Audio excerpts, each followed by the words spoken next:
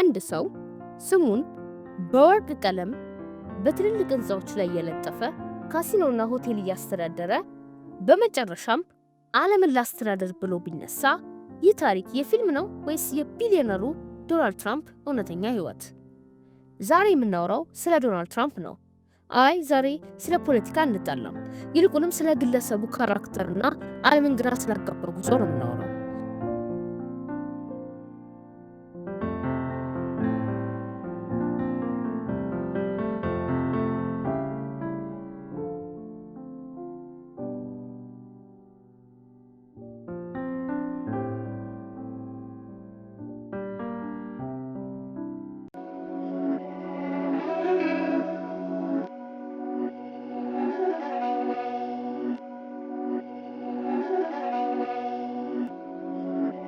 ትራምፕ ሆናት ለብዙ ዓመታት በሆሊውድ ፊልሞች ላይ ለምሳሌ እንደ ሆም አሎን 2 እንደ ሀብታም ሰው ብቅ የሚል የራሱ የሆነ ቲቪ ሾው የነበረው ሰው ነው።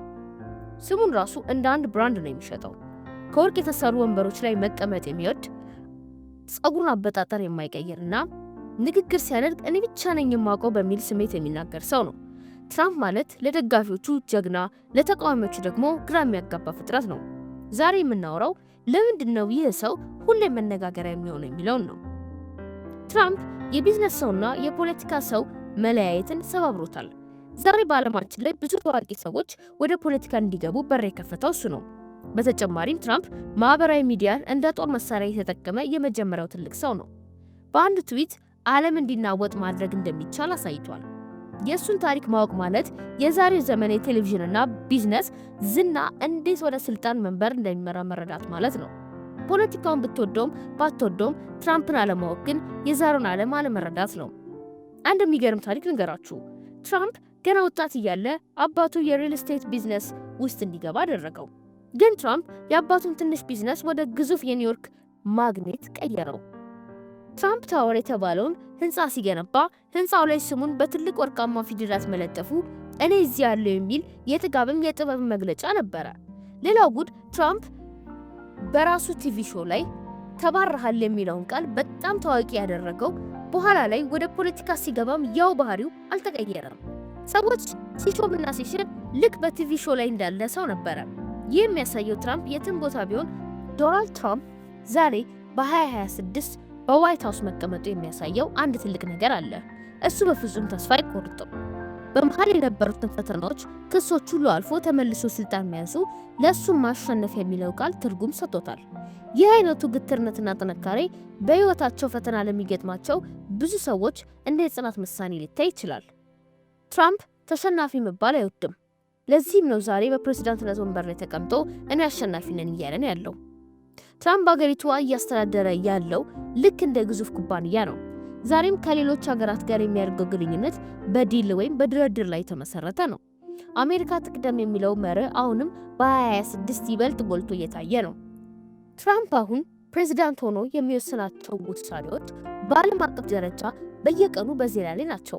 ዛሬ በዓለማችን ላይ ትራምፕ የሚለው ቃል የሌለበት ዜና ማግኘት ከባድ ነው። በተጨማሪም ትራምፕ ማህበራዊ ሚዲያን እንደ ዋና መገናኛ መሳሪያ የተጠቀመ የመጀመሪያው ትልቅ መሪ ነው።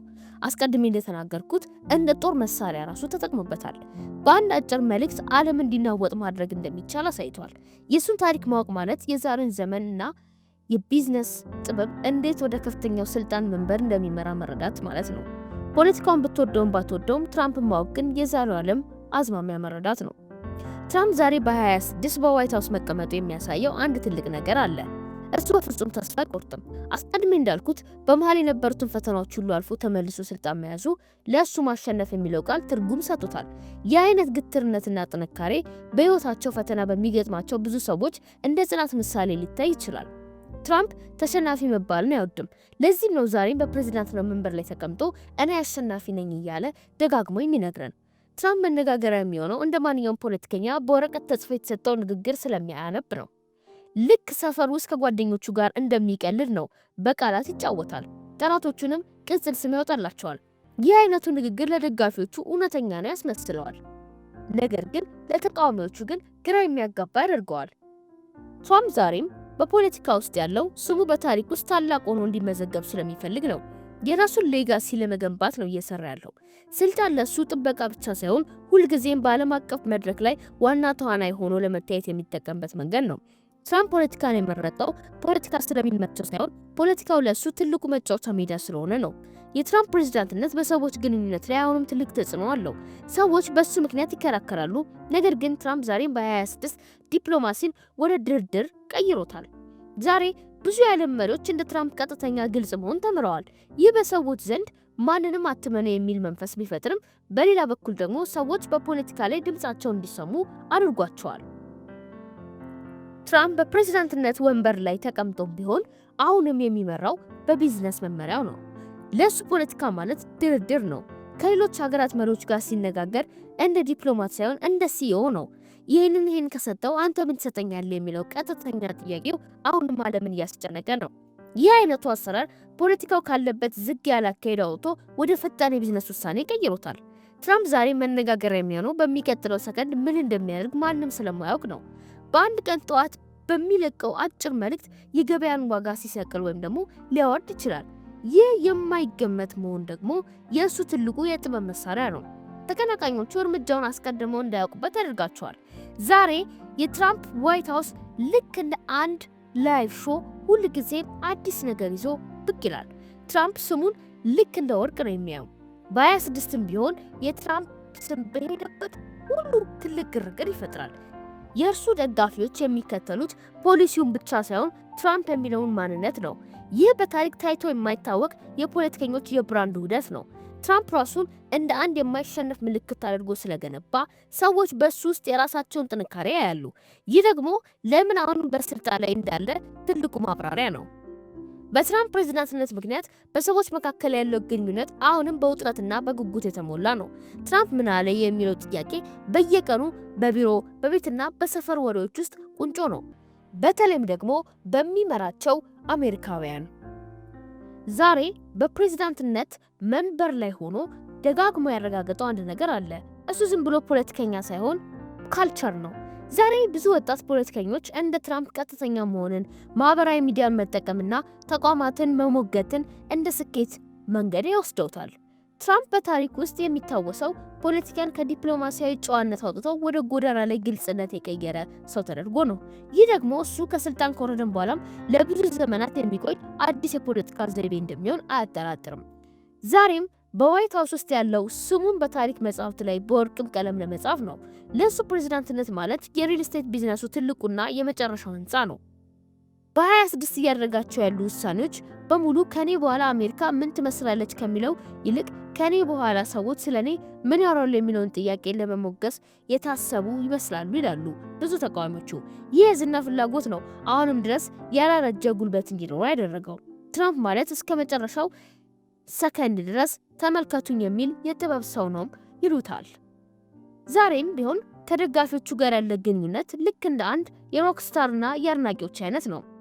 ሰዎች ወደ ስብሰባዎቹ የሚሄዱት ፖሊሲ ለመስማት ብቻ ሳይሆን ያን የትራምፕ ትርኢት ለመካፈል ነው። ይህ በፖለቲካ ውስጥ ታይቶ የማይታወቅ የፍቅርና የድጋፍ አይነት ነው። ትራምፕ ፖለቲካን ወደ ስሜት ቀይሮታል። ይህ ስሜት ደግሞ በምንም አይነት የህግ ወይም የፖለቲካ ክርክር ሊፈርስ አይቻልም። የትራምፕ ፕሬዝዳንትነት በሰው ልጅ አስተሳሰብ ላይ ትልቅ ለውጥ አምጥቷል። ዛሬ ሰዎች እውነታ የትኛው ነው ብለው መጠራጠርን ለምደዋል። ትራምፕ ሰዎች በራሳቸው እንዲተማመኑና የተለመዱት አሰራሮች እንዲጠራጠሩ አድርጓቸዋል። ይህ 26 ዓለም ላይ የተፈጠረው ተጽዕኖ ግልጽነት ነው። ሁሉም ሰው የፈለገውን በግልጽ መናገር እንደሚችል ትራምፕ መንገድ ከፍቷል። ነገር ግን ይህ ግልጽነት ደግሞ በሰዎች መካከል ያለውን መከባበርና ጨዋነት አንዳንዴ አደጋ ላይ ጥሎታል። ትራምፕ ዓለምን ቀጥተኛ ሻከራ አድርጎታል። የዶናልድ ትራምፕን የፕሬዝዳንትነት ታሪክ ስናይ ግለሰቡ ዛሬ ለደረሰበት የአሸናፊነት ሱስ መሰረቱ የት እንደሆነ መመልከት ያስፈልጋል።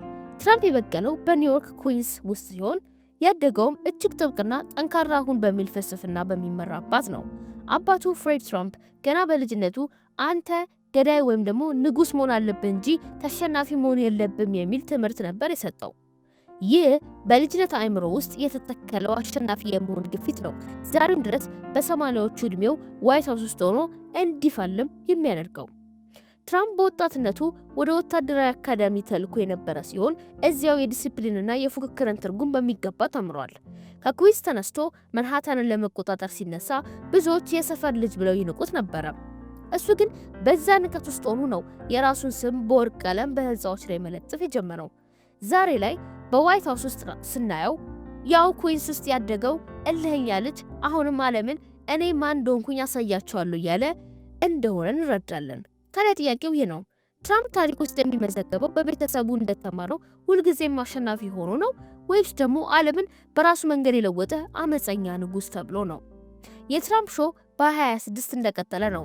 መጋረጃው መቼ እንደሚዘጋ ግን የሚያውቅ እሱና ጊዜ ብቻ ናቸው።